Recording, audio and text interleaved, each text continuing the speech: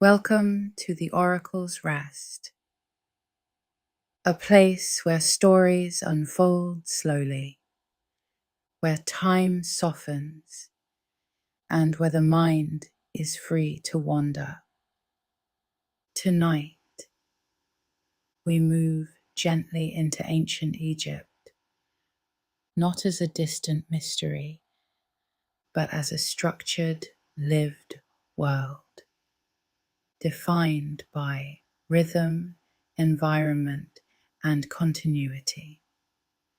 Ancient Egyptian civilization developed along the Nile River, a narrow strip of fertile land surrounded by desert. The Nile was not simply a water source, it was the central system that made life possible. Each year, the river flooded in a predictable cycle. This flooding deposited nutrient-rich silt onto the land, renewing the soil for agriculture.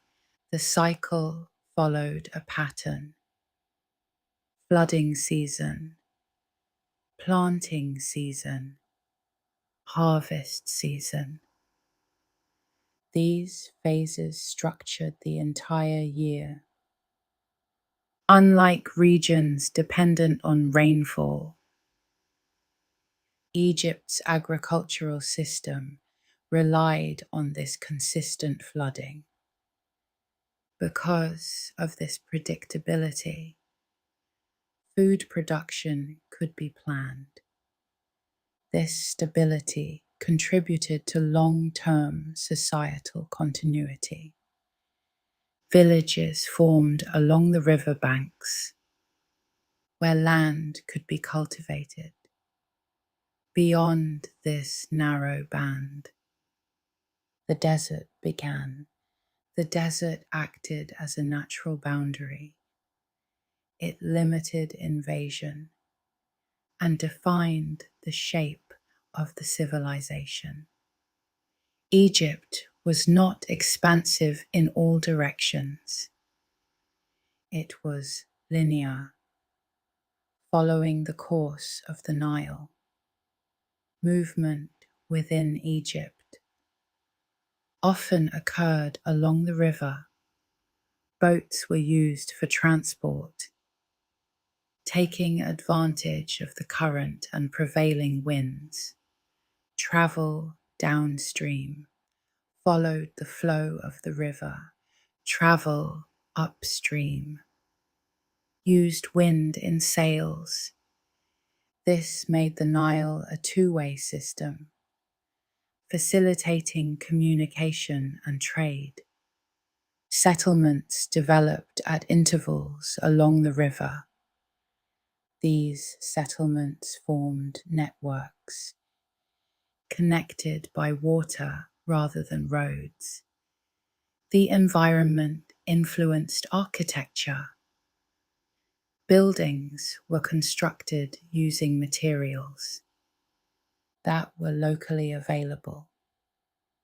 Mud brick was commonly used for homes. It was made from Nile mud, mixed with straw, and dried in the sun. Stone was used for more permanent structures. Temples, monuments, and tombs were often built from limestone or sandstone. These materials were more durable and required organized labor to transport and shape. The use of stone reflects long-term planning. Structures were designed to endure. This was especially important for tombs. Burial practices in ancient Egypt were closely connected to beliefs about the afterlife. The body was preserved because it was considered necessary. for existence beyond death. This led to the development of mummification. Mummification was a detailed process. Internal organs were removed, except for the heart. The brain was extracted, often through the nasal passage. The body was then dried using natron, a naturally occurring salt. This drying process removed moisture, slowing decomposition. After drying, the body was wrapped in layers of linen. Resins and oils were applied to help preserve tissue. The result was a preserved form, intended to last indefinitely. This process required time. It often took several weeks to complete. The complexity of the process reflected the importance placed on the afterlife. Death was not viewed as an end, but as a transition. The afterlife was believed to be a continuation of existence. Because of this, provisions were placed in tombs. Food, tools, and personal items were included. These items were intended to be used in the next life. Tombs were constructed to protect both the body and these goods. They were often sealed and hidden. In earlier periods, simple burial pits were used. Over time, tomb design became more complex. Mastabas, rectangular structures with flat roofs, were among the earliest forms. Later, pyramids were constructed. Pyramids were not only tombs, but also symbols of authority and organization. Their construction required planning, labor coordination, and resource management. Workers were organized into groups. They were provided with food, housing, and tools. Evidence suggests these workers were not slaves, but laborers contributing to state projects. The scale of pyramid construction reflects a centralized system. Leadership, administration, and labor were coordinated.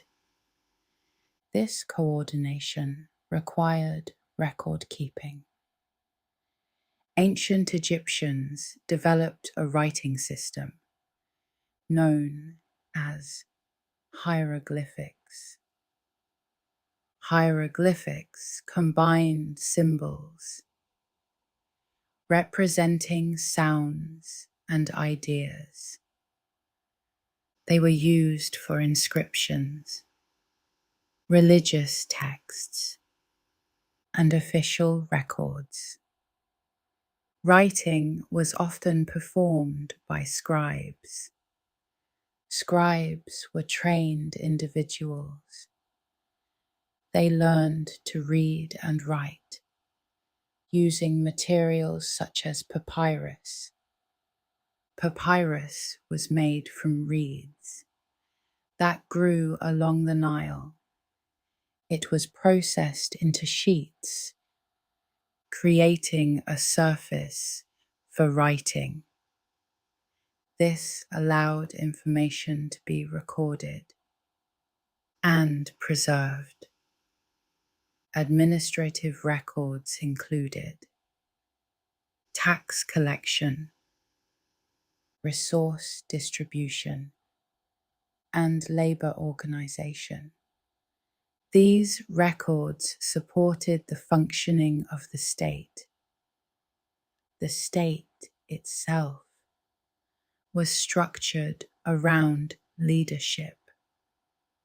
At the top was the pharaoh. The pharaoh was not only a ruler, but also a central figure in religious belief. He was considered a link between the human and divine worlds. His role included governance, ritual, and maintaining order. Order was a key concept. The idea of balance, stability, and proper function was central to Egyptian thought. This concept influenced law, religion, and daily life. Maintaining order was seen as necessary for the continuation of the world. The Nile's regular flooding, the movement of the sun, and the cycles of agriculture all reinforced this sense of predictability. Life followed patterns. These patterns provided structure, and within that structure, ancient Egyptian society developed over long periods of time, not rapidly, not unpredictably, but steadily, guided by environment, belief, and continuity. Daily life in ancient Egypt was shaped by routine. This routine was not rigid in a strict sense, but it followed patterns defined by environment, occupation, and season. For most people, life was closely tied to agriculture. Farmers worked the land in coordination with the Nile's cycle. During the flooding season, fields were submerged. At this time, direct farming was not possible. Instead, labor shifted. Workers might be assigned to construction projects, such as temples or state buildings. This seasonal labor system allowed the state to organize large-scale projects without permanently removing people from their agricultural roles. When the waters receded, the land became available again. Farmers prepared the soil, planting crops in the newly deposited silt. Common crops included wheat and barley. These grains formed the basis of the Egyptian diet. They were used to make bread and beer. Bread was not uniform. It varied in texture, shape, and quality, depending on ingredients and preparation. Beer was widely consumed. It was not only a beverage, but also a source of nutrition. It contained calories and was often safer to drink than untreated water. Water from the Nile could contain contaminants.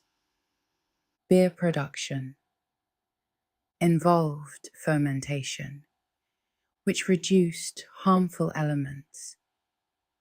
Other foods included vegetables, such as onions and garlic, fruits, such as dates and figs, were also consumed. Protein sources varied. Fish from the Nile was a common food. Meat, such as beef or poultry, was less common for ordinary people.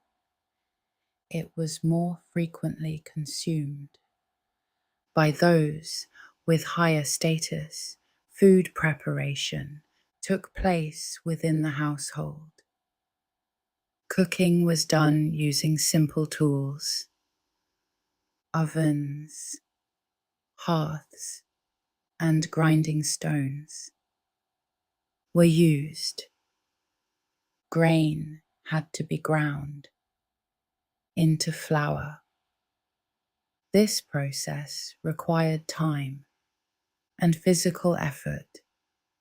The daily routine included not only work, but maintenance of the household.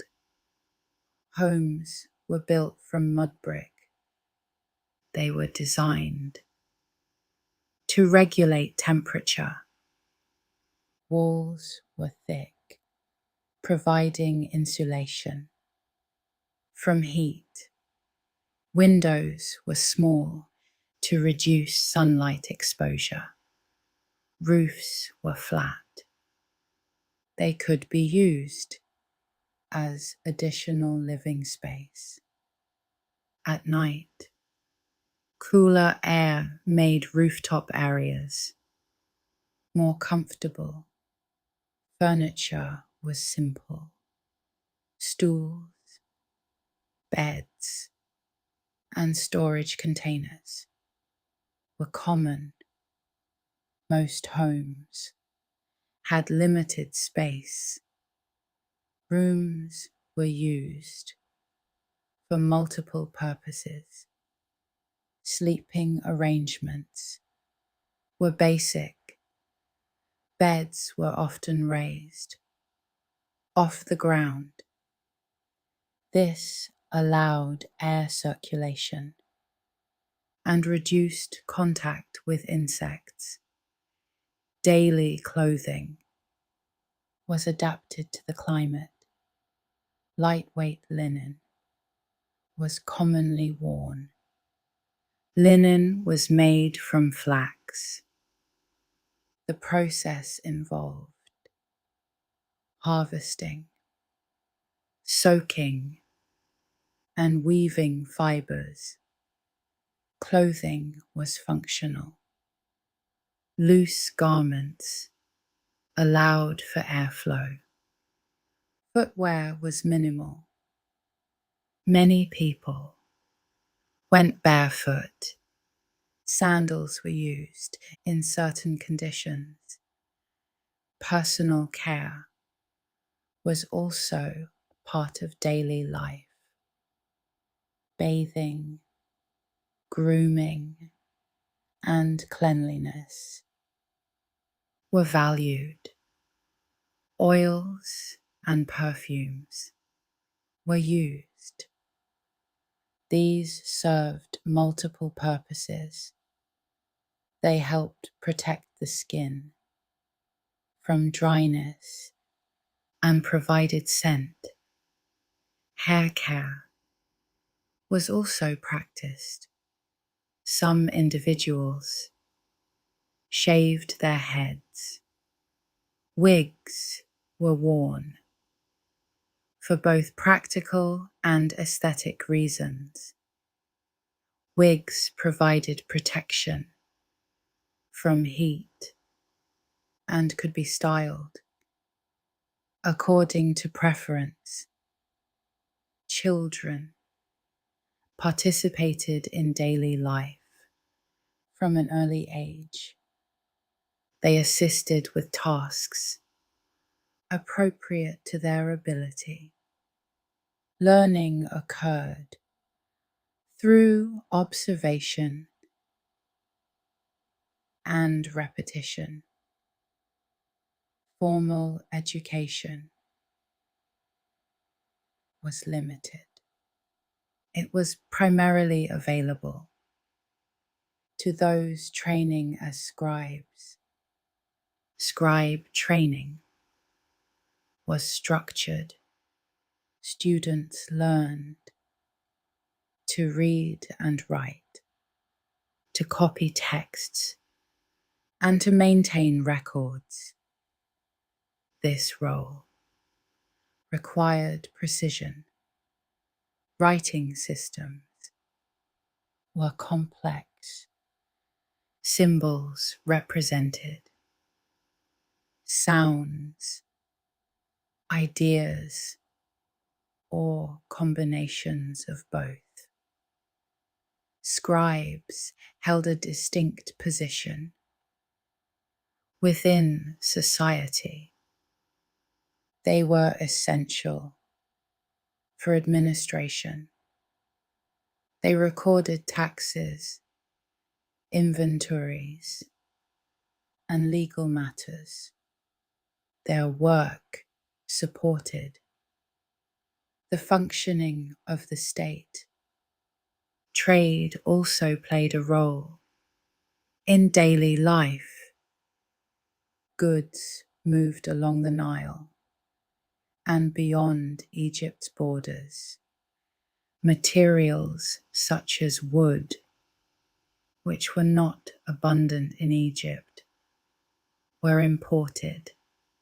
Stone, metals, and crafted goods were exchanged. Markets existed where goods were distributed. Transactions could involve barter or standardized measures. Weights and units were used to maintain consistency.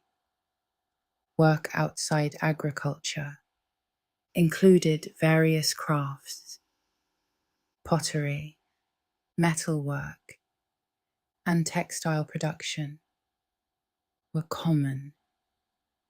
Each craft required skill and practice. Tools were often simple but effective. Labor was organized according to need. Some individuals worked on state projects. Others remained within local communities. Time itself was observed through natural cycles, the movement of the sun, the phases of the moon, and the behavior of the Nile, provided reference points. Calendars were developed to track seasons. These calendars supported agriculture and religious observance. Religious practices were integrated into daily life. Offerings, rituals, and observances occurred regularly. Temples were centers of activity. They were not only religious spaces, but also administrative and economic centers. Priests performed rituals On behalf of the community, these rituals followed established patterns. Consistency was important. The repetition of actions was believed to maintain order. This sense of order extended into all aspects of life: work, family, belief, and environment were interconnected. Each part supported the others.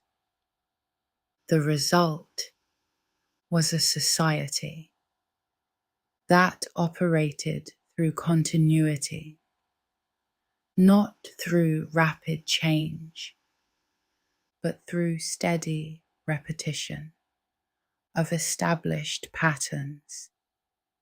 And within those patterns, daily life unfolded, not as isolated events, but as part of a larger structure, guided by rhythm, environment, and the quiet consistency of time.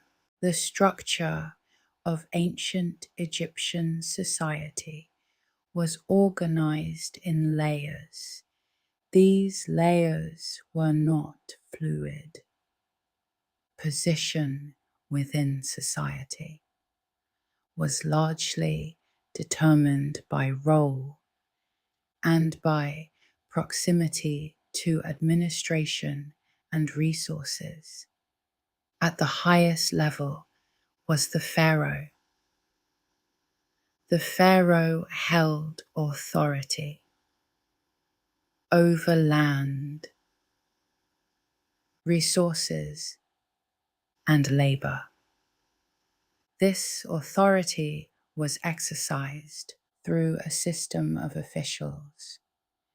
These officials managed regions, collected taxes, and coordinated projects. The land of Egypt was divided into administrative districts. Each district had a local governor. These governors were responsible for maintaining order, overseeing agriculture, and ensuring that resources were transferred to the central authority. Taxation was a central function. Taxes were often collected in the form of goods, grain, livestock, and labor could all serve as payment. Because the Nile's flooding affected agricultural output, tax levels could vary. Measurements were taken to estimate crop yield. Surveyors assessed land. After the flood receded, they recorded field boundaries and evaluated production potential. These records supported tax calculations, the ability to measure and record information was essential to administration. Scribes played a central role. In this process, they documented transactions, maintained inventories, and recorded legal agreements. Their work ensured that resources were accounted for. This system allowed the state to plan and allocate. Grain collected through taxation could be stored. Storage facilities were constructed to preserve these supplies. These reserves could be redistributed during periods of low production. This contributed to stability. The presence of stored resources reduced the impact of variability in agricultural output. Labor organization was also structured. Large projects, such as temple construction, required coordinated effort. Workers were grouped into teams. Each team had defined roles. Supervisors managed tasks, ensuring that work progressed according to plan. Tools were distributed, materials were transported, and schedules were maintained. This level of coordination required communication. Instructions were conveyed through written records and through direct oversight. The scale of these projects reflects the capacity for organized labor. This organization extended beyond construction. Irrigation systems also required maintenance. Channels, basins, and embankments had to be managed. Water distribution was controlled to support agriculture. This required timing and coordination across regions. The management of water was directly linked to agricultural success. Because the Nile's flood was predictable, systems could be designed around its behavior. However, adjustments were still necessary. Variations in flood level affected available water. Too little flooding reduced soil fertility. Too much flooding could damage infrastructure. Observation was therefore essential. Records of flood levels were kept. These records informed planning. Over time, patterns could be identified. This allowed for adaptation within a generally stable system. Craft production was another structured activity. Workshops produced goods for both local use and state distribution. Pottery, tools, textiles, and decorative items were created. Each craft required specific knowledge. Techniques were learned through practice. Materials were selected based on availability and intended use. Quality varied. Some goods were produced for everyday use. Others were made for specialized purposes, including religious or ceremonial use. The production of stone objects required particular skill. Stone had to be quarried, transported, and shaped. Tools for working stone included copper implements and abrasive materials. This process was time-intensive. The precision of certain objects indicates careful workmanship. Trade networks supported access to materials not available locally. Egypt imported wood from regions to the north, metals such as copper and gold were obtained through mining or exchange. Trade roads extended beyond the Nile. Caravans crossed desert regions. River transport remained the primary method.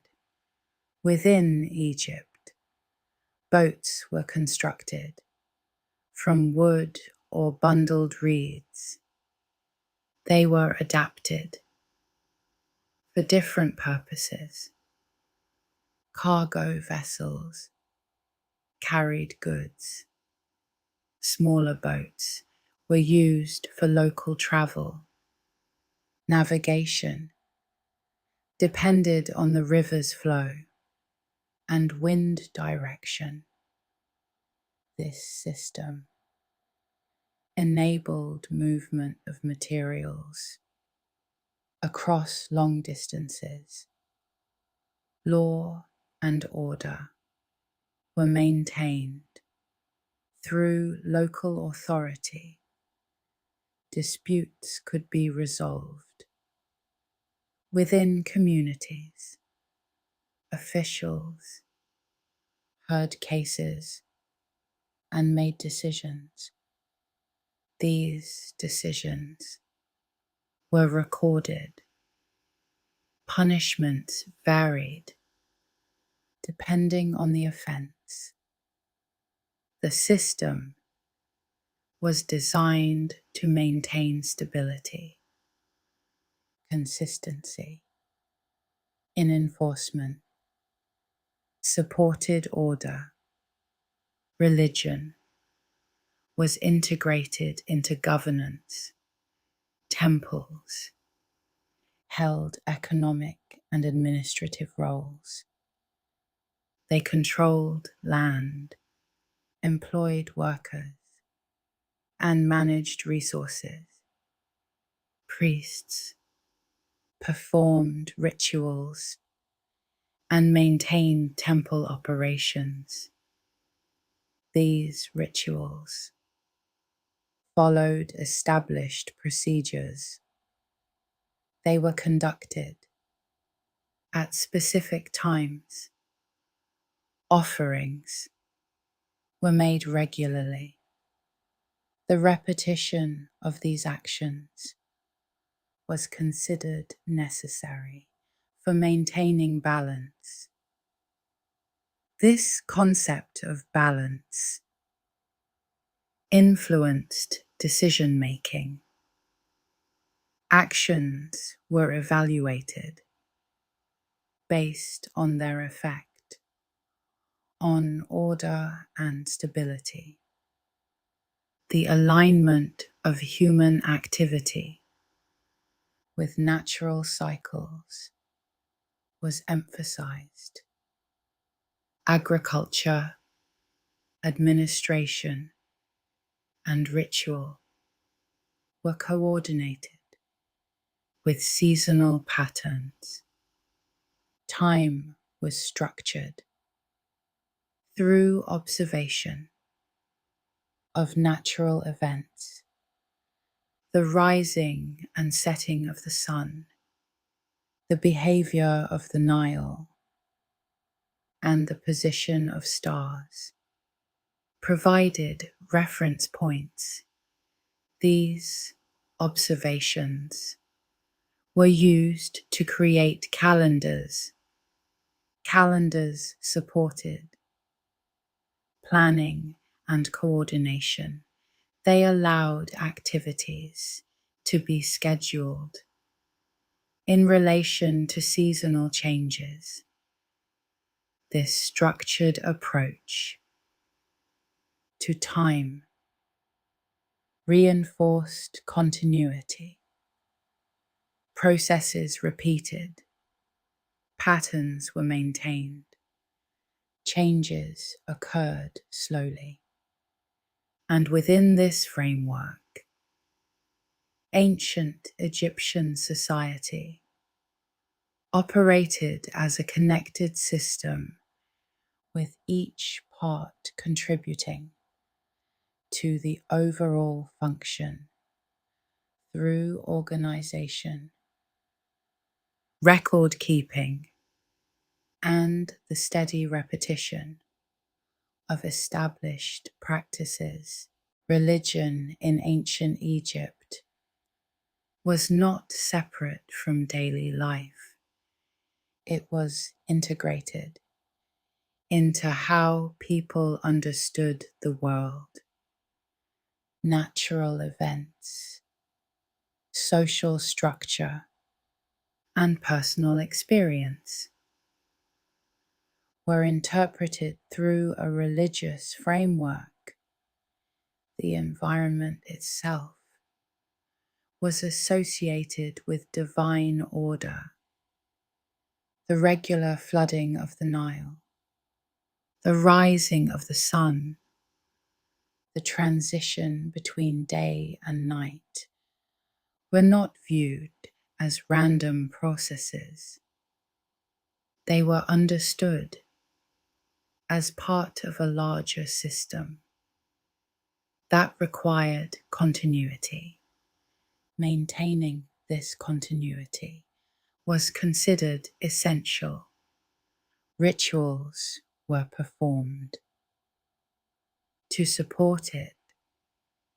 These rituals followed specific sequences. They involved preparation, action, and repetition. Consistency was important. The same actions were performed in the same way over time. This repetition was believed to reinforce stability. Temples were central to these practices. A temple was not only a place of gathering, it was a controlled environment where rituals were conducted on a regular schedule. Access to inner areas was limited.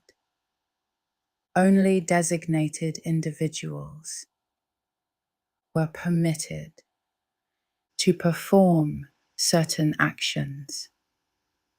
These individuals were trained. They learned procedures, timing, and the use of materials. The daily routine of a temple included multiple stages. At specific times, priests would enter to prepare the space. Objects were arranged, surfaces were cleaned, and offerings were presented. Offerings included food, liquids, and crafted items. These were not symbolic in a vague sense. They were part of a structured process.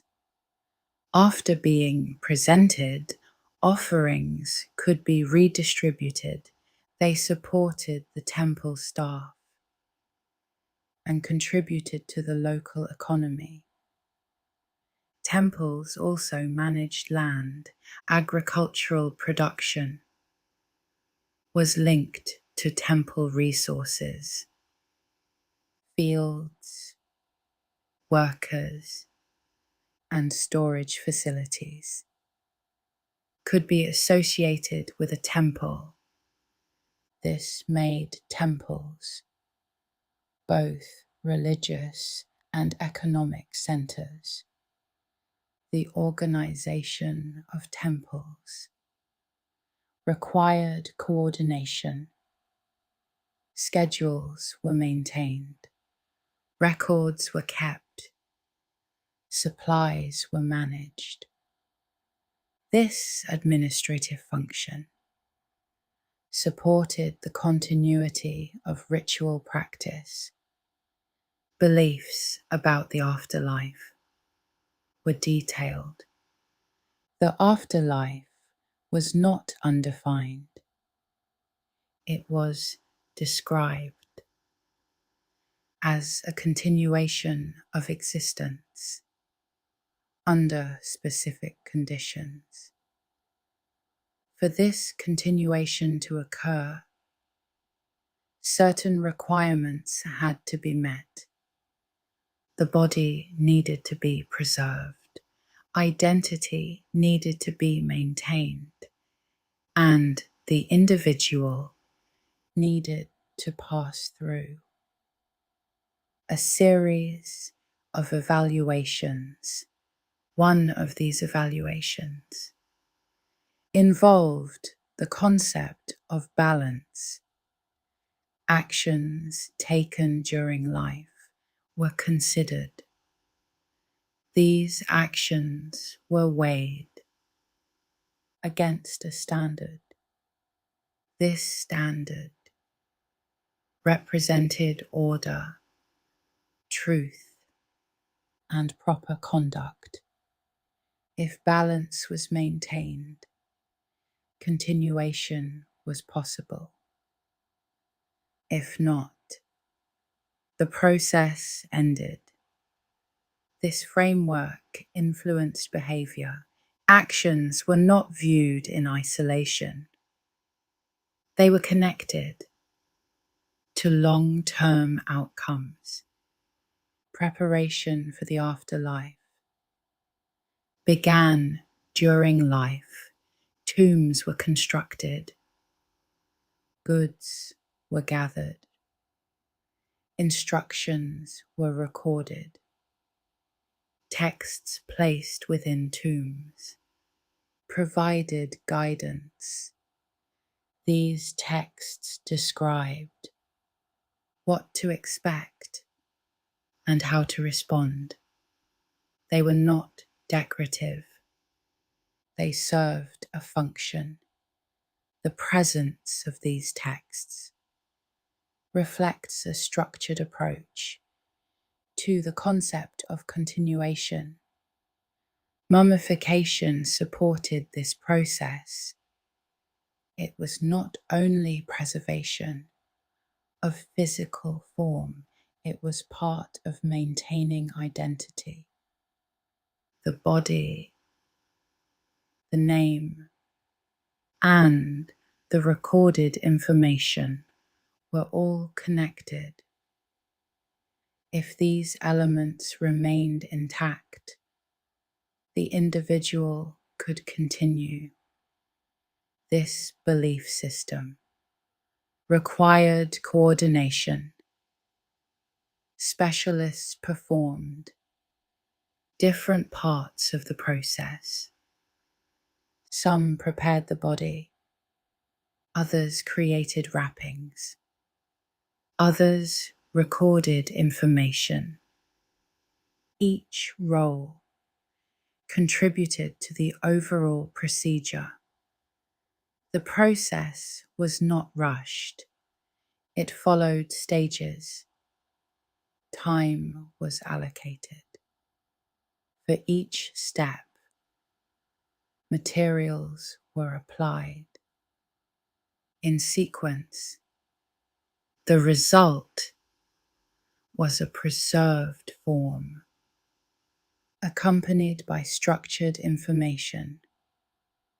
Burial sites were selected with care.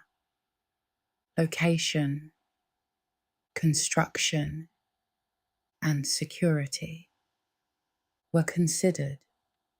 Tombs were designed to protect contents.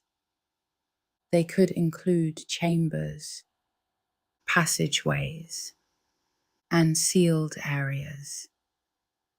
The complexity of a tomb often reflected available resources. More elaborate structures required more labor, more materials, more planning. These projects were organized through administrative systems. Work was assigned. Resources were allocated. Progress was monitored. The construction of tombs was part of a broader system that linked belief, labor, and material production. The alignment of structures was also considered.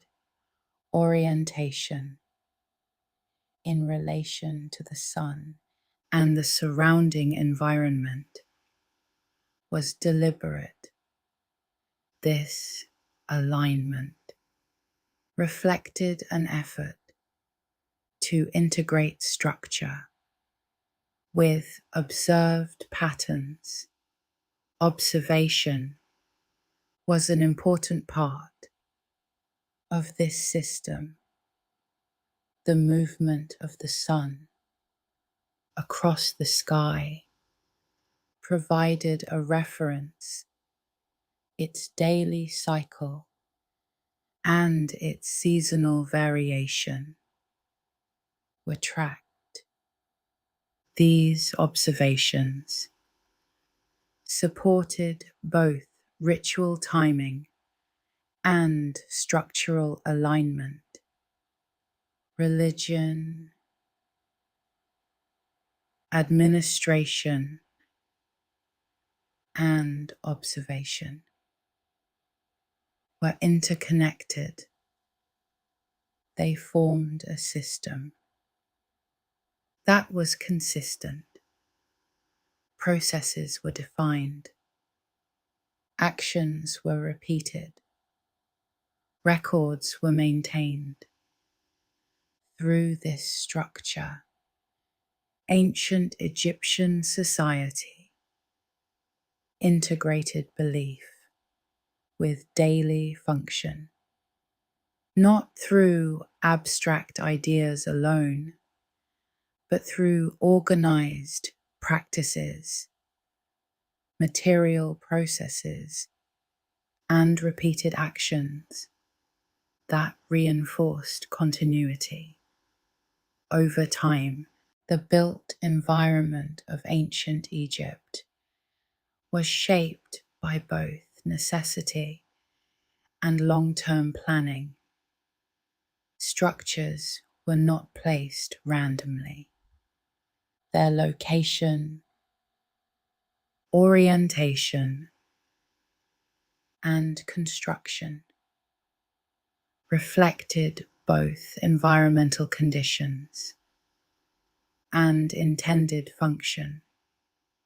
Settlements developed along the Nile's edge.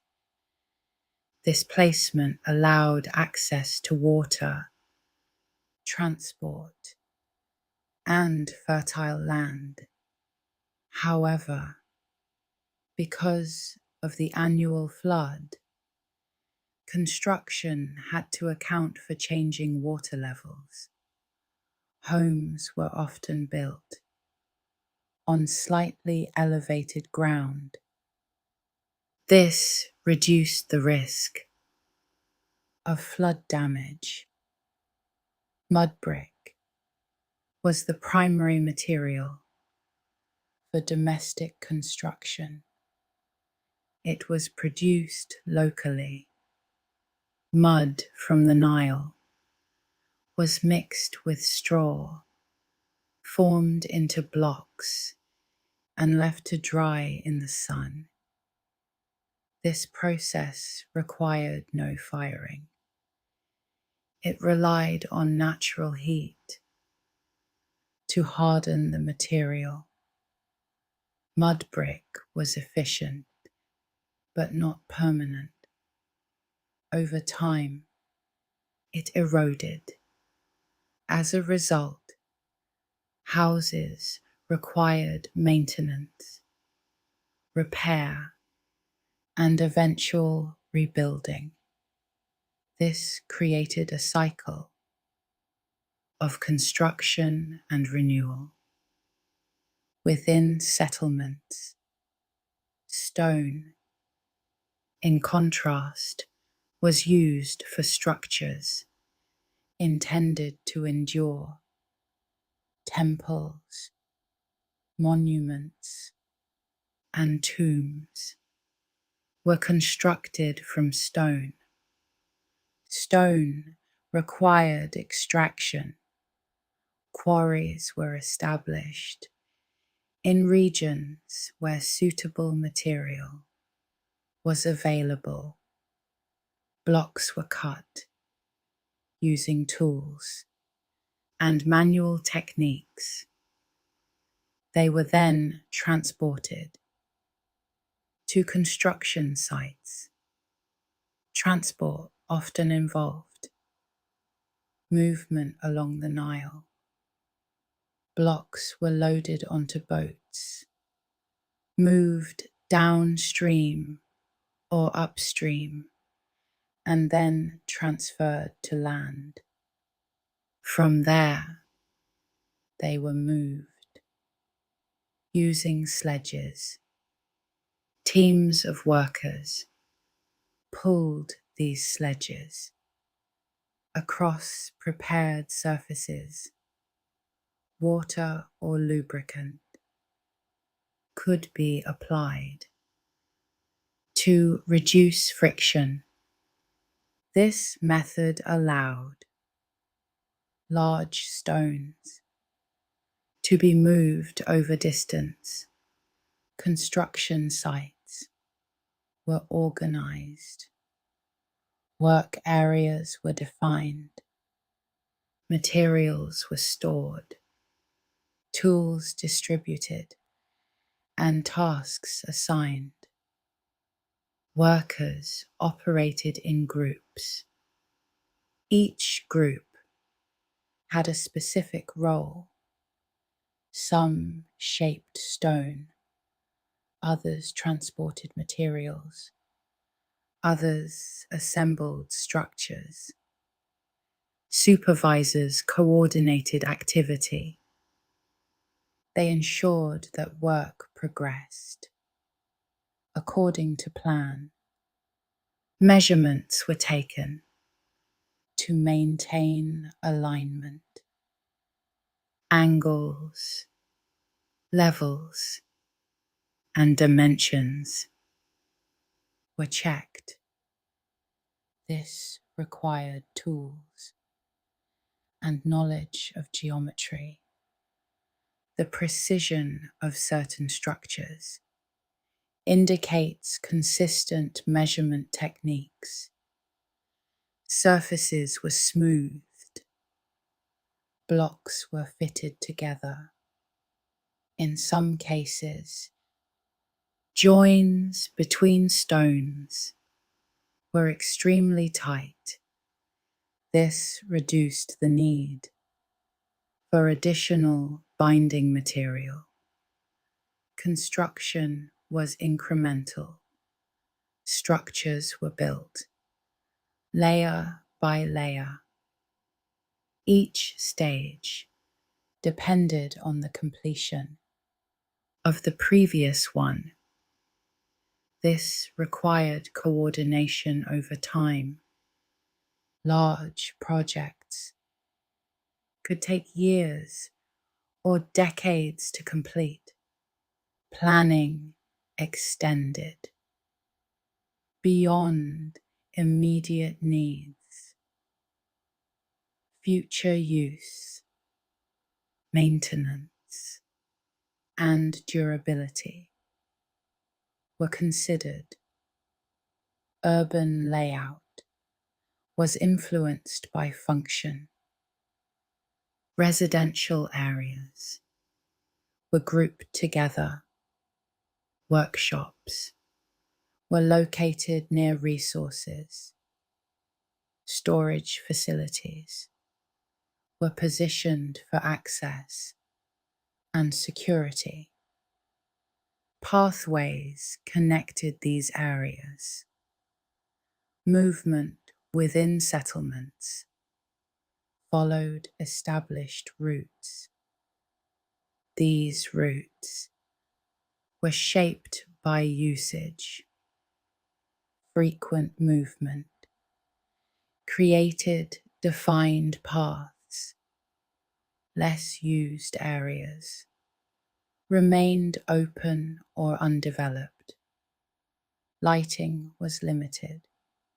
Most activity took place during daylight. Open courtyards allowed light to enter interior spaces. Walls provided shade. This reduced heat exposure. Ventilation was managed through openings. Airflow helped regulate temperature. These design choices reflect adaptation to environmental conditions. Storage was essential.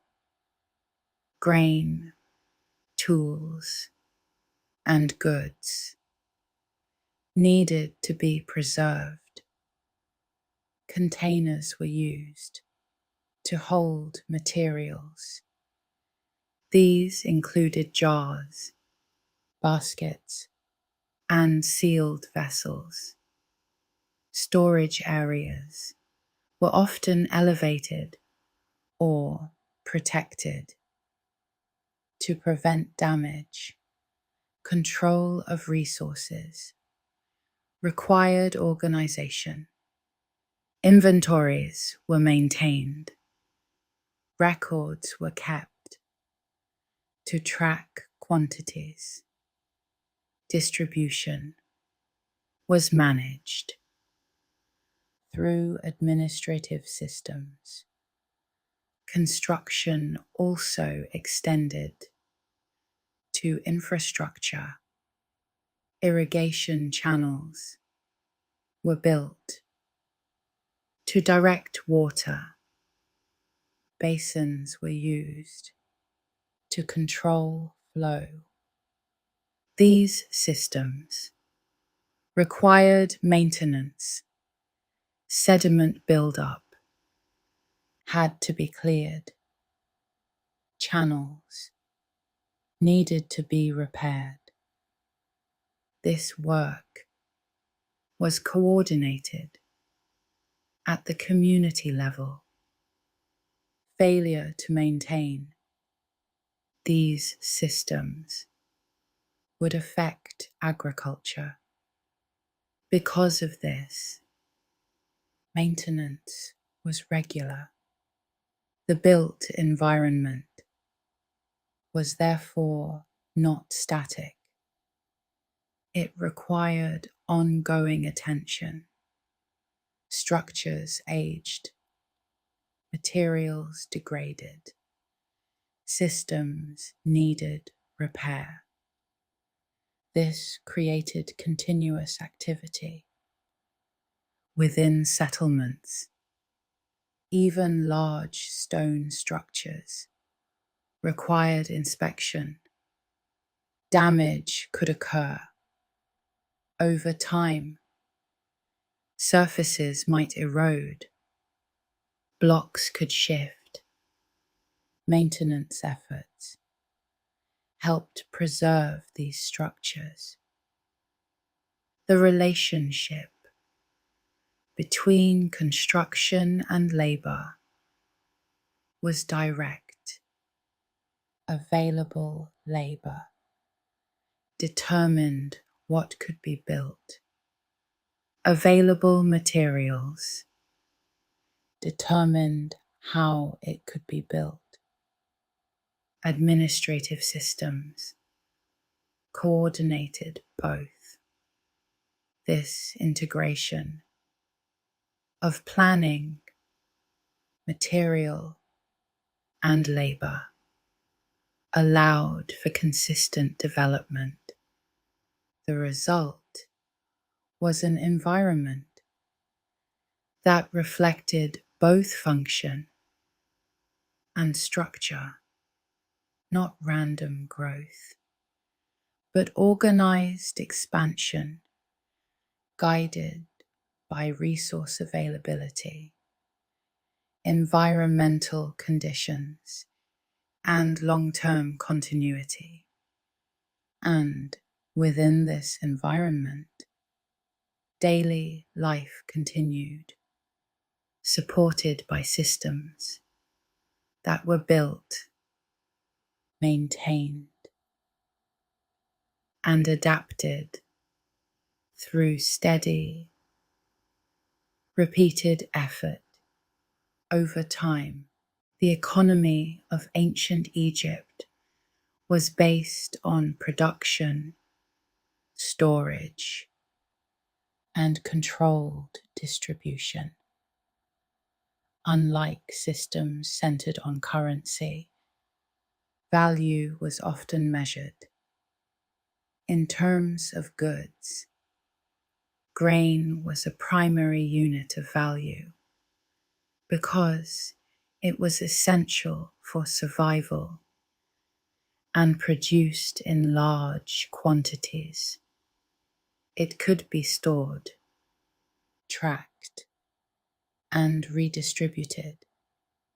This made grain suitable for taxation, payment, and exchange.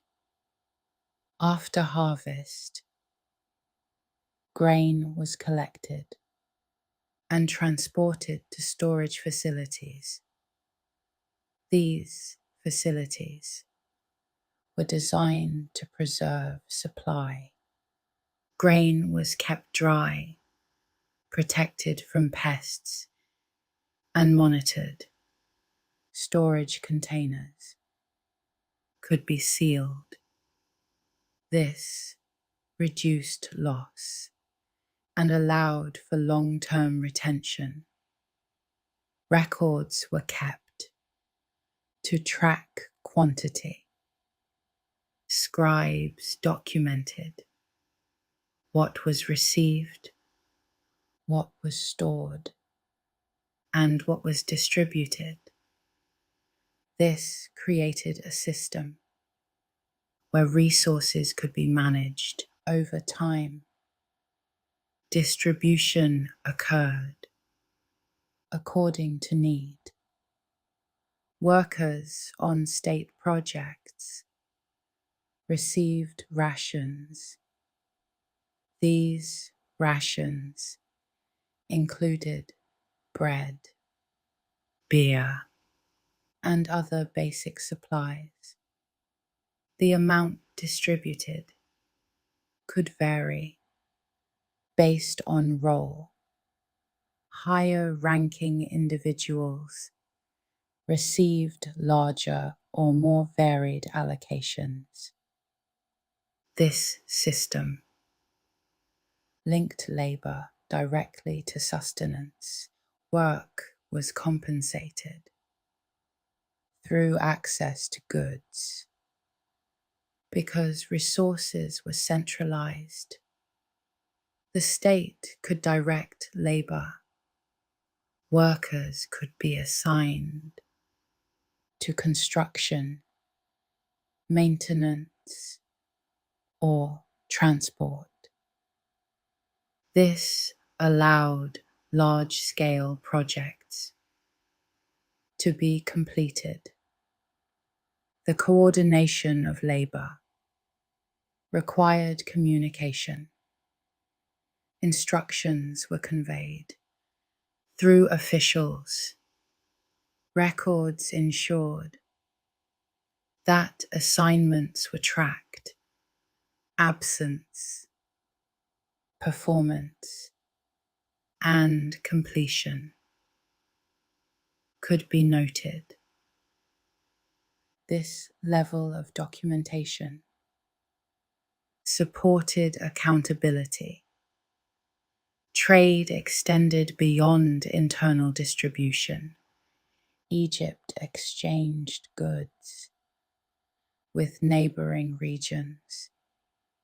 Exports included grain, linen, and crafted items.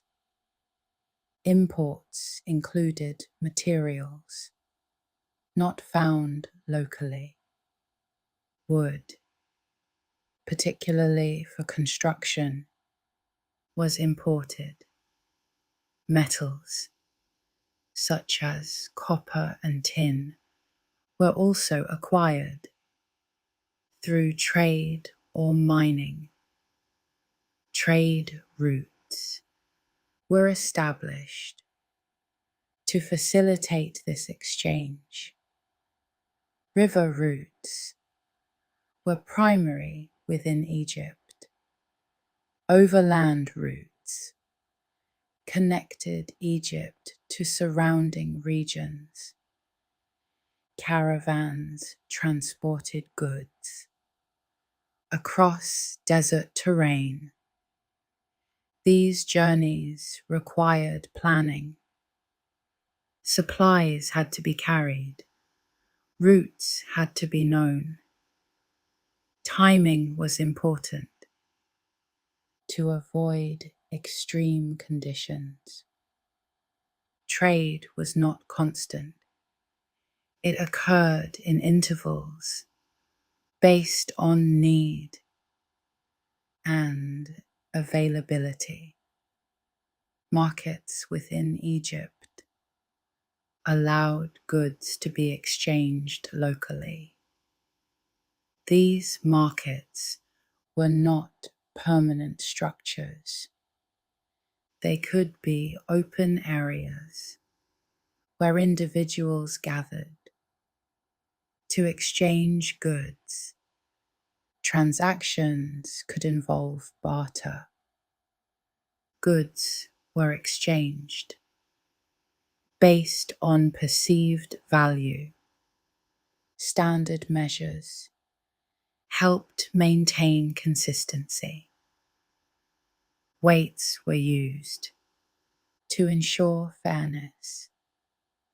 Units were defined for common goods. This reduced ambiguity. In exchange, craft specialization contributed to the economy. Individuals developed skills in specific areas. Potters, weavers, metal workers, each produced goods that were used or traded. Production could occur within households or in organized workshops. Workshops allowed for concentrated activity. Tools and materials were shared. Processes were repeated. This increased efficiency. Some workshops were associated with temples. Others operated independently within communities. Output varied based on demand. High demand goods were produced more frequently. Specialized items required more time. The allocation of materials was controlled. Raw materials were distributed to those who would use them. This ensured that production could continue. Mining operations provided certain resources, stone, metals, and minerals were extracted from specific locations. These operations required labor. Workers traveled to mining sites. They extracted material and transported it back. This process was coordinated through administrative systems. The movement of goods from production to storage to distribution was tracked. Records documented each stage. This allowed for oversight, loss, shortage, and surplus could be identified. This system supported stability. Resources could be allocated where needed. Shortfalls could be addressed. Surpluses could be stored. The economy was therefore not random. It was structured. Production followed cycles. Distribution followed plans. Consumption followed need. This structure reduced uncertainty. Because resources were managed centrally, variation in local production could be balanced. This contributed to long-term continuity. The relationship between labor and resource was direct. Work supported production. Production supported storage. Storage supported distribution. Distribution supported daily life. Each part depended on the others. This interconnected system allowed ancient Egypt to function over extended periods, not through rapid change, but through repeated processes, consistent management, and structured use of resources.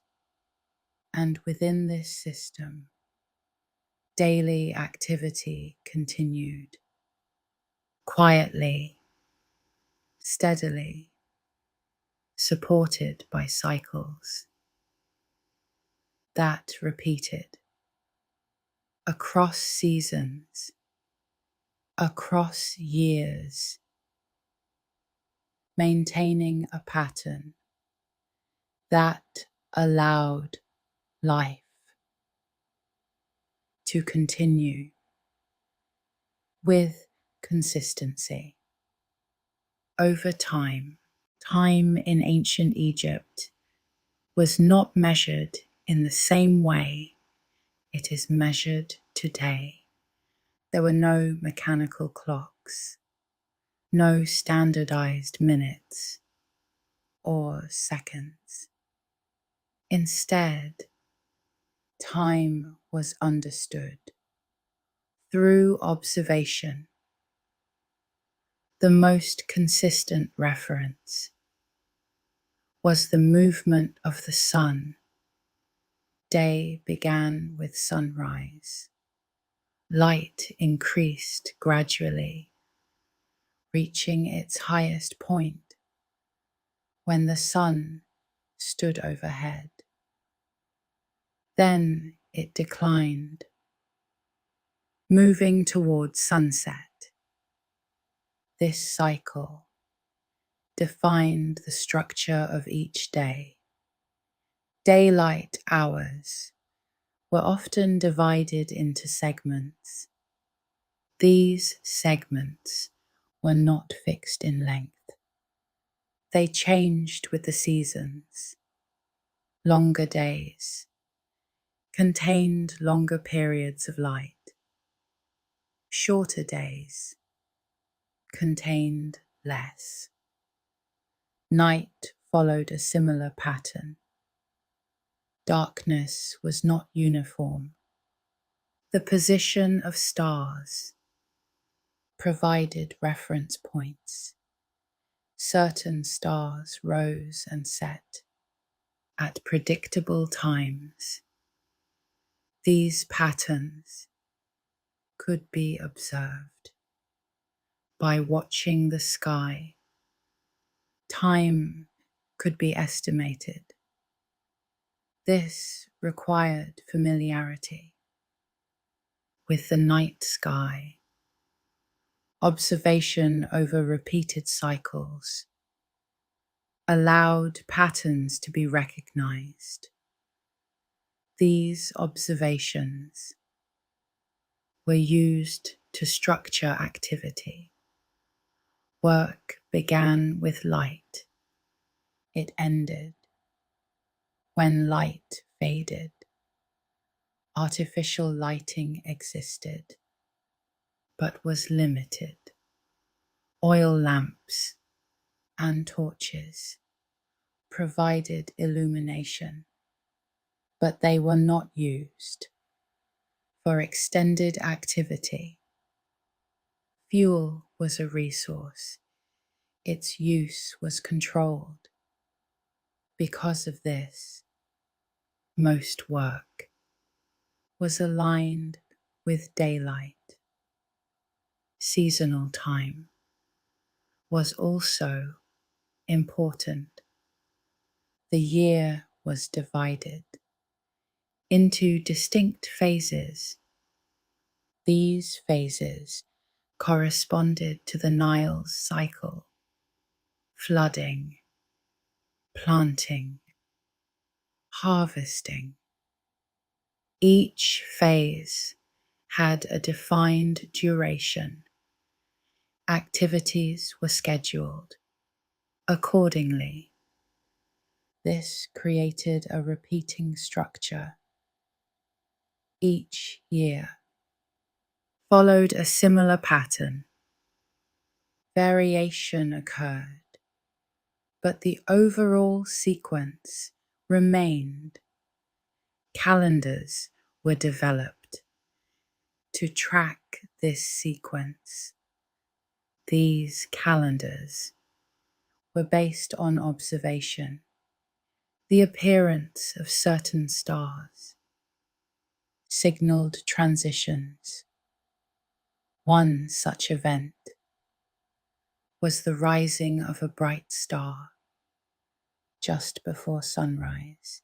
This event occurred at a specific time each year. It was used as a marker.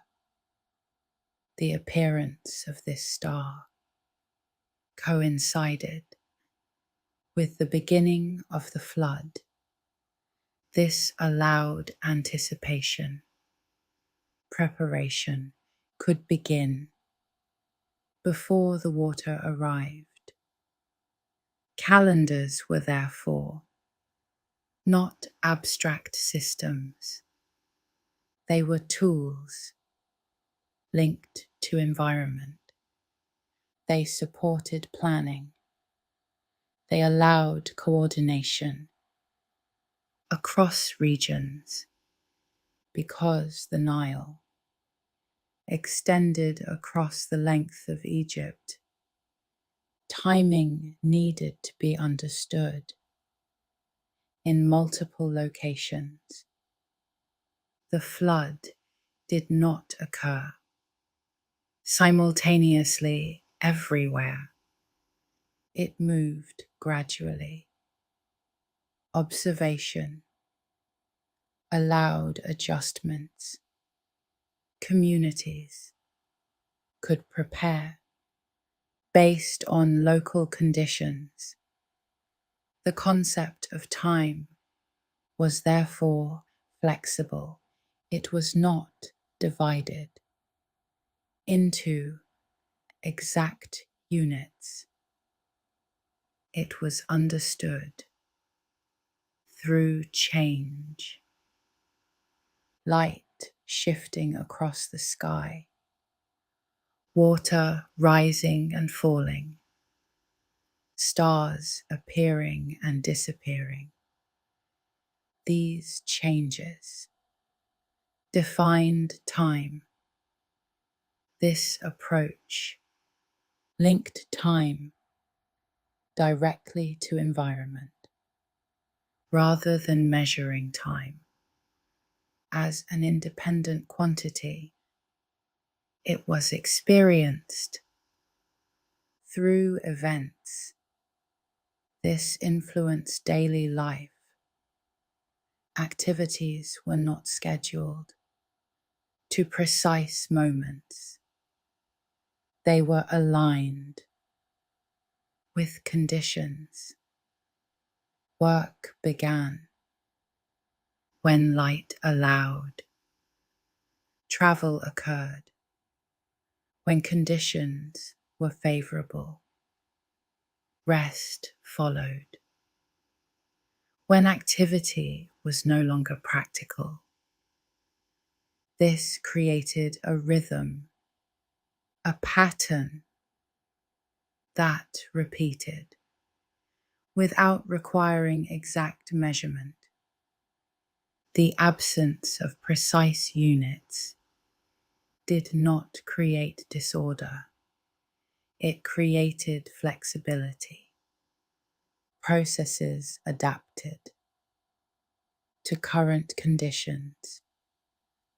This adaptation supported continuity because time was not rigidly defined. Variation could be absorbed without disruption. The concept of duration was also different. Long periods were understood in relation to cycles, a season, a year, a lifetime. These were meaningful units. Smaller divisions were less emphasized. This affected how change was perceived. Gradual processes were expected. Rapid change was less common. Because of this, continuity was a defining feature. Structures persisted. Practices repeated. Patterns remained stable.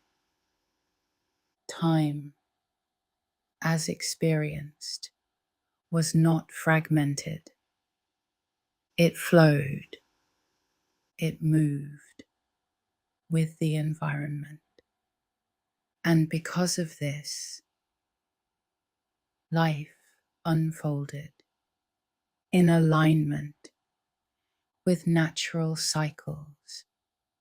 The rising of the sun, the movement of the Nile, the shifting of stars, each provided reference, each contributed to a shared understanding of when things should occur.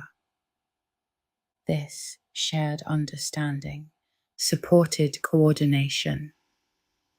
Communities could act Together, work could begin at similar times. Rituals could be performed in sequence. This created consistency, not through strict measurement, but through observation and repetition. And within this system, time was not something to be tracked constantly, but something to be experienced through the steady, predictable changes of the world around them. Movement within ancient Egypt was shaped by geography. The Nile River defined direction because settlements were aligned along its length. Travel followed a linear path. This reduced the need for complex navigation systems. Movement north followed the current. Water flowed steadily toward the Mediterranean. Boats traveling in this direction required minimal effort. They drifted, guided by the flow of the river. Movement south required a different approach. Prevailing winds blew in the opposite direction. Sails could be used to capture this wind. This created a natural system for two-way travel. The river functioned as a continuous route. It connected regions without interruption. Travel by land was more limited. Desert terrain presented challenges. Heat, lack of water, and uneven ground restricted movement. Paths existed, but they were less used than river routes. Caravans did travel across desert regions. These journeys required preparation. Water supplies had to be carried. Routes needed to be known. Rest points were identified in advance. Timing was important. Travel often occurred during cooler periods. This reduced risk. Movement was therefore not constant. It was planned and aligned with environmental conditions. Within settlements, movement was more localized. Paths developed through repeated use. These paths connected homes, work areas, and storage locations. They were not always formal. They formed gradually as people moved through the same routes. Over time, transportation of goods followed similar patterns. Items were moved from fields to storage, from storage to distribution points, from workshops to markets. Each step was part of a sequence. This sequence required coordination, timing, labor, and tools had to align.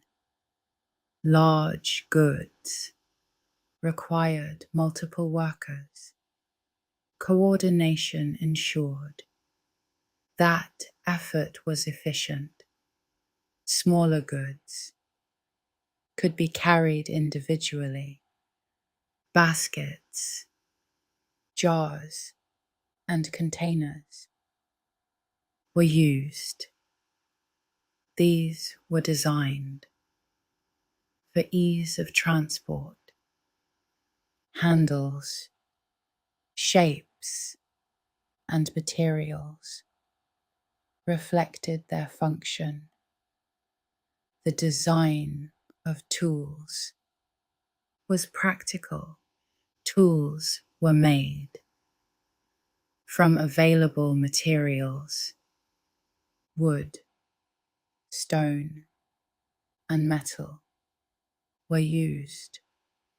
Each material had specific properties. Stone was durable but heavy.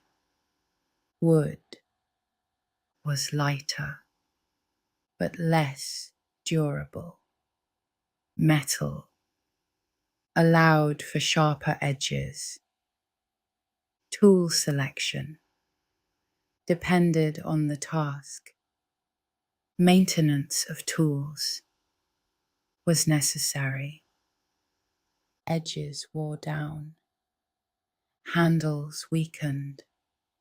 Repairs were made to extend usability. This reduced the need for constant replacement. Workspaces were organized to support activity.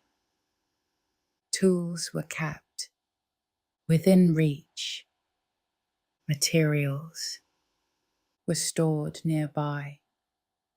This reduced movement and increased efficiency in larger operations, such as construction. Movement of materials was more complex. Stone blocks required coordinated effort. Workers aligned to pull, guide, and position. Commands were given to synchronize movement.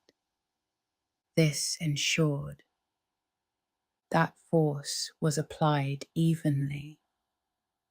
Uneven force could shift the load or cause loss of control. Coordination reduced risk and improved precision. Movement was therefore not random. It was structured, defined by task, environment, and available resources. Communication supported this structure. Instructions were conveyed through speech, gesture, and demonstration. Workers learned through repetition. Tasks became familiar.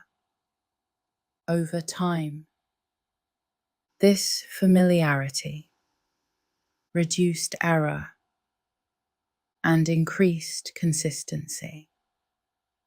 Long-distance communication relied on messengers. Information was carried physically. Written records could be transported or memorized and delivered. Speed of communication was limited. distance, required time. This affected coordination between regions. Planning had to account for delay. Decisions were not immediate. They unfolded over time. This contributed to a slower pace of large-scale change because information did not move instantly. Systems developed to operate with limited real-time input. Local management handled immediate needs. Central authority provided broader direction. This balance allowed the system to function across distance. Movement of people also reflected structure. Individuals traveled for specific reasons: work, trade, administration, or ritual.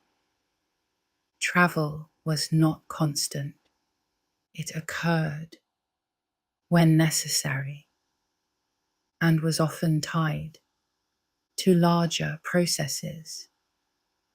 A worker might travel to a construction site, a trader to a market, an official to oversee activity. Each journey served a purpose. The environment shaped all of this: heat, light, water availability.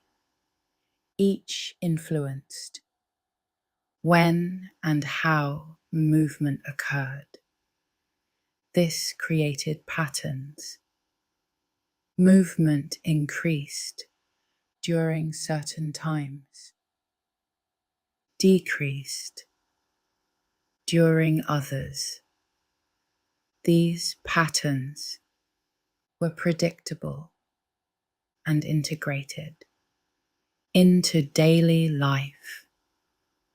The result was a system where movement was not chaotic, but organized, intentional, and aligned with both environment and structure.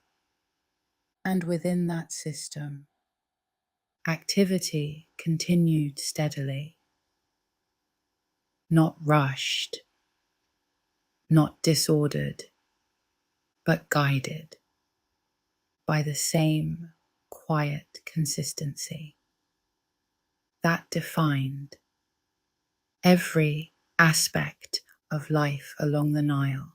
Knowledge in ancient Egypt was not separated into abstract categories. It was applied. Observation, measurement, and record keeping were used to support daily function. This practical approach shaped how information was gathered and maintained. Much of what was known came from repeated observation. The behavior of the Nile, the position of the sun, the appearance of stars, each was tracked over time. Patterns were identified through consistency. When a pattern repeated, It became reliable. Reliability allowed prediction. Prediction supported planning. This sequence, observation, pattern, prediction, application, formed the basis of knowledge systems. Measurement was an important component.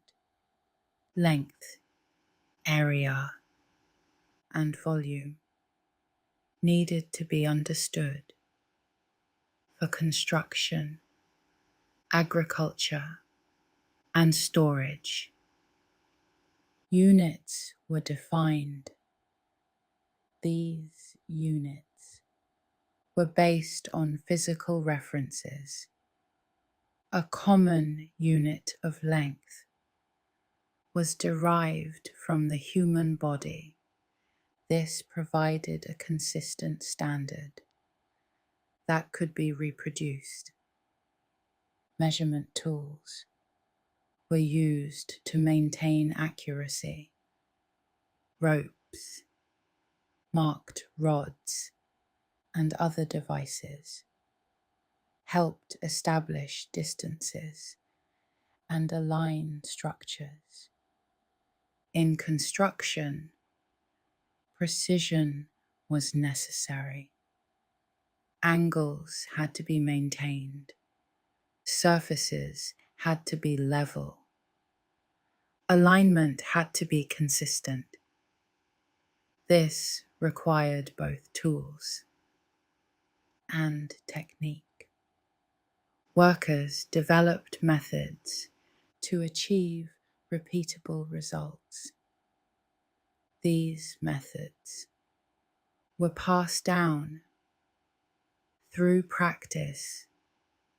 In agriculture, measurement was also essential. Fields needed to be defined. Boundaries had to be re-established. After flooding, the Nile's waters could alter the landscape. Markers could be displaced. Surveyors remeasured land. They restored boundaries based on recorded information. This ensured that ownership and responsibility remained consistent. Area measurement allowed estimation of yield. Yield estimation supported taxation and storage planning. This linked measurement directly to economic function. Volume measurement was used for storage. Grain, liquids, and other goods were stored in containers. The capacity of these containers needed to be known. Standardization allowed comparison. Records could indicate how much was stored and how much was distributed. This reduced uncertainty. Consistency in measurement supported fairness and efficiency. Mathematical methods were used to support these processes. Calculations did not rely on abstract notation. They were performed using practical techniques. Addition, subtraction, and multiplication were applied to real tasks. Division was also used, especially when distributing resources.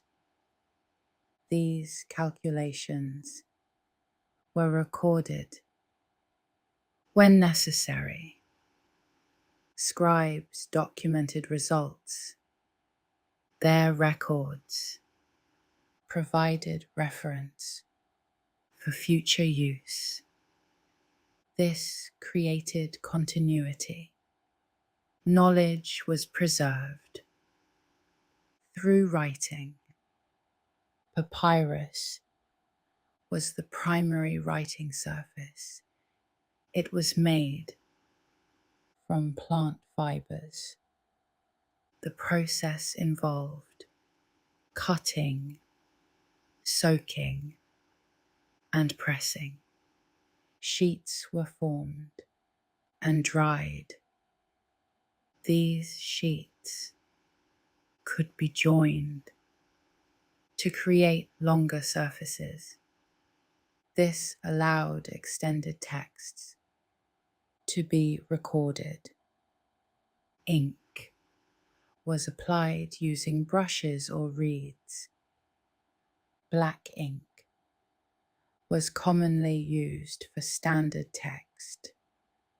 Red ink could be used for emphasis.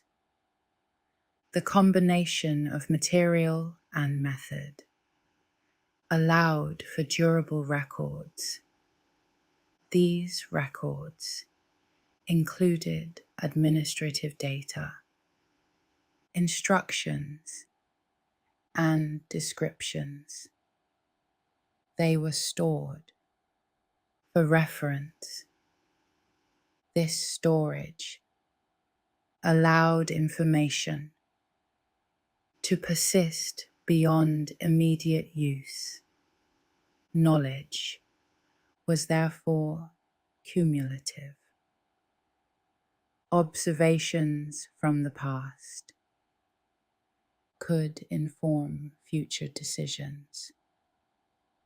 This accumulation supported stability because systems did not need to be recreated each time.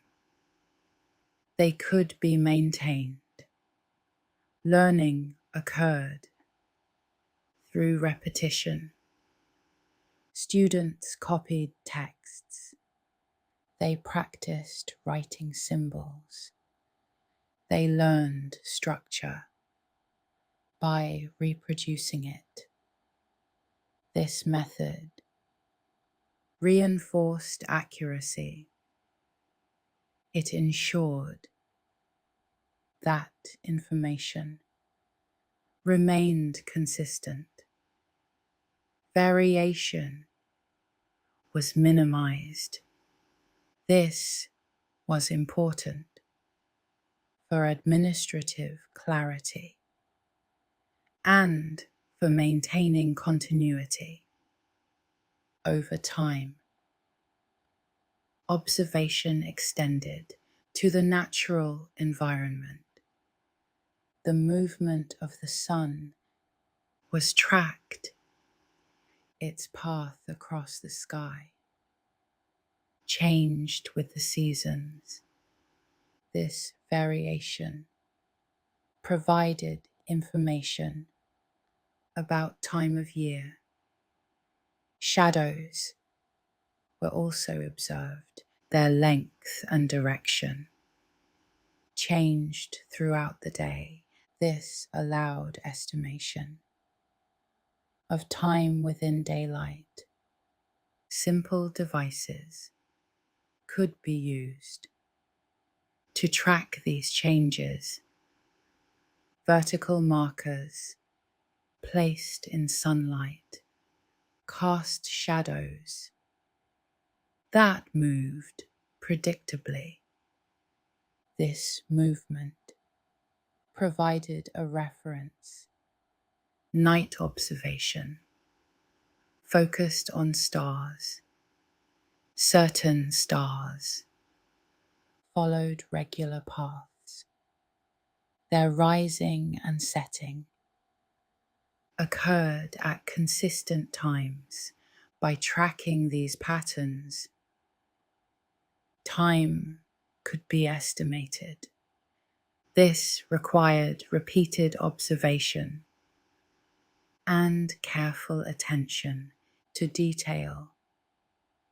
The ability to observe and record patterns was a skill. It required patience, consistency, and familiarity with the environment.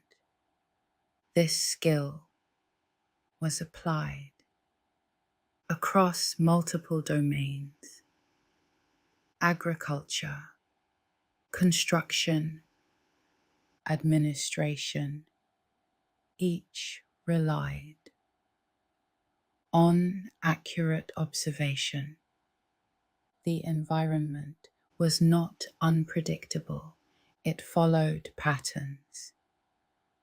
Understanding those patterns allowed systems to function. This understanding was not theoretical. It was practical.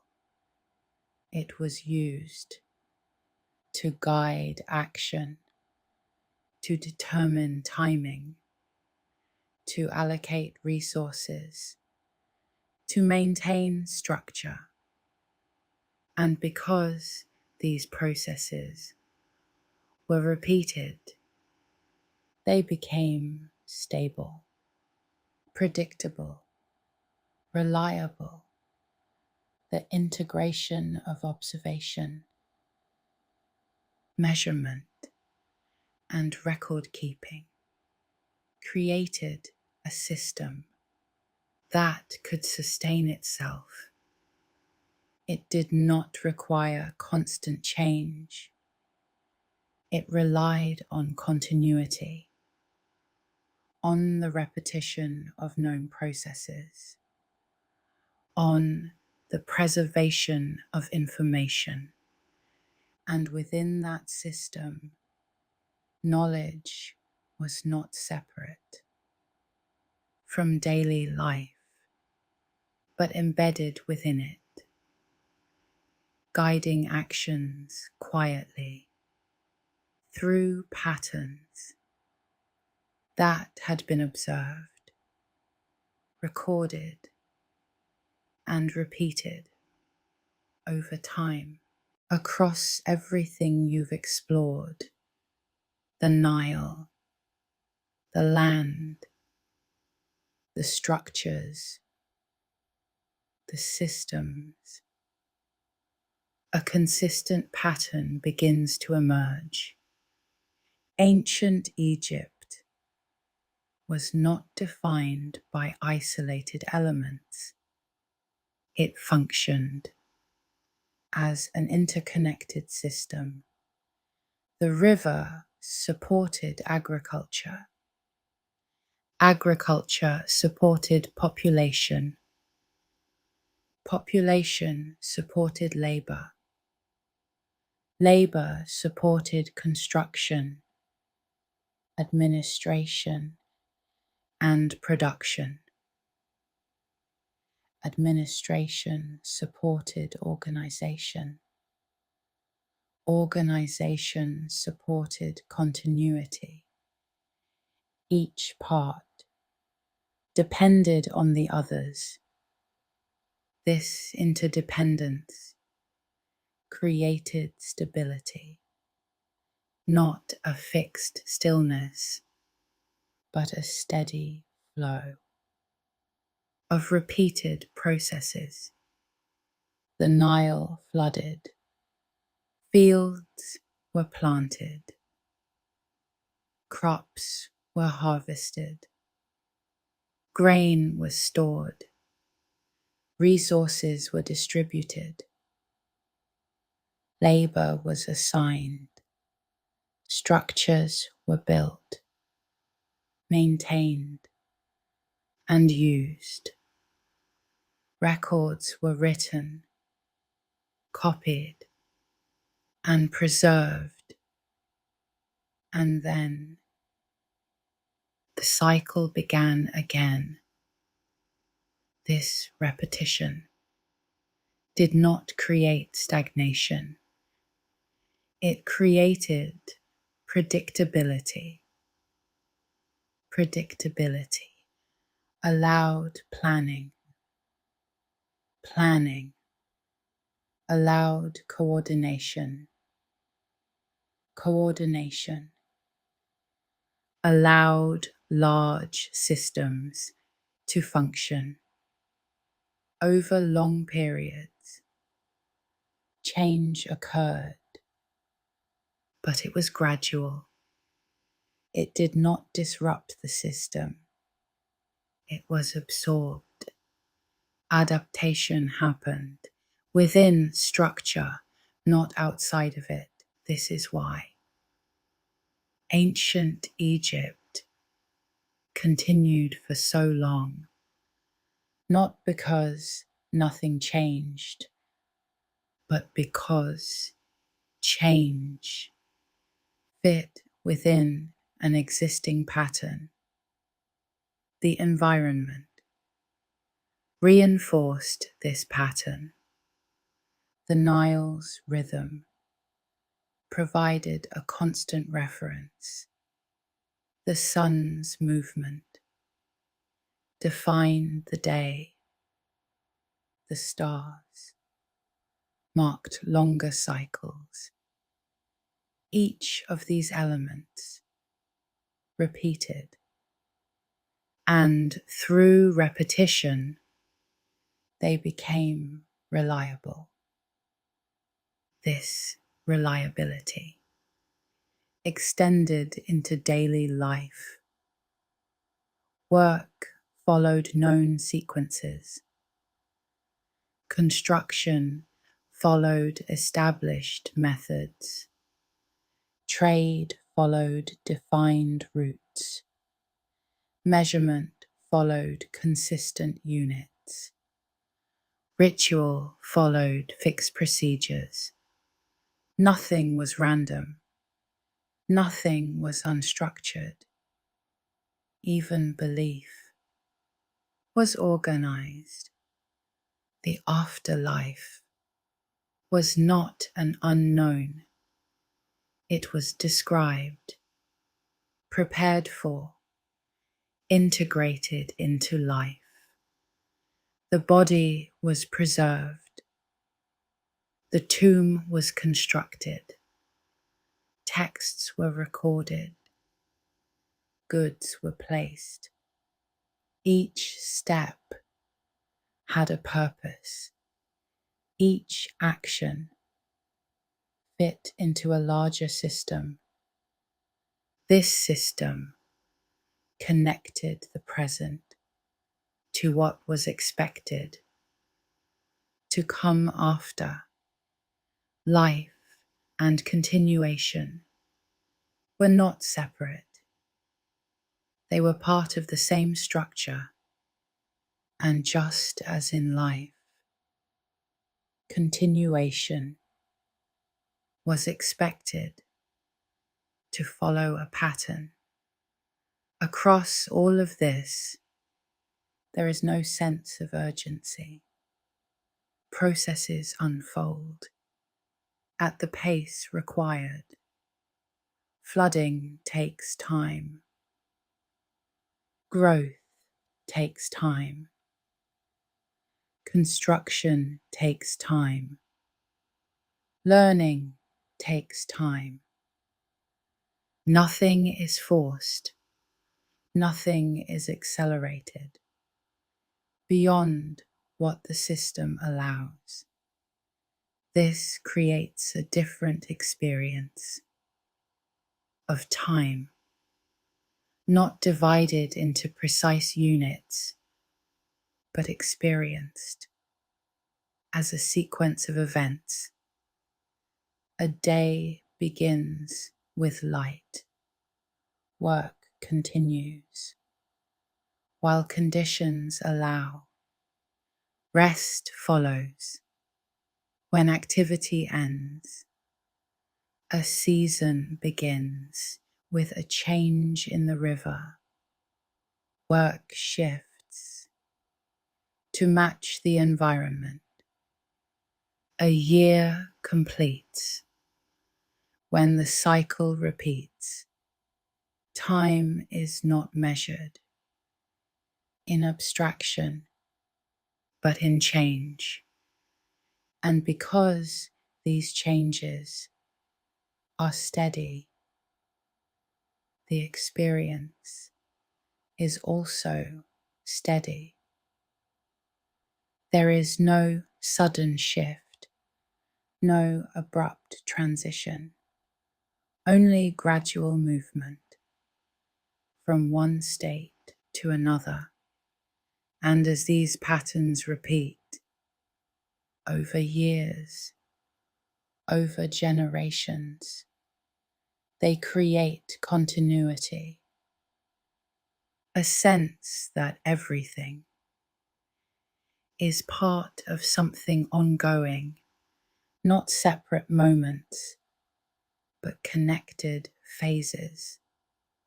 The land, the water, the structures, the people, all existing within the same system, all moving at the same pace, all following the same rhythm. And as you imagine this now, not as a distant place, but as a steady environment, the details begin to soften.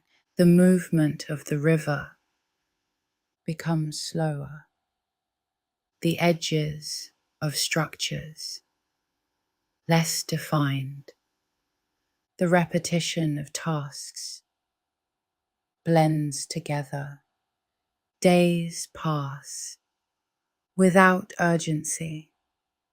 Light rises and falls without interruption.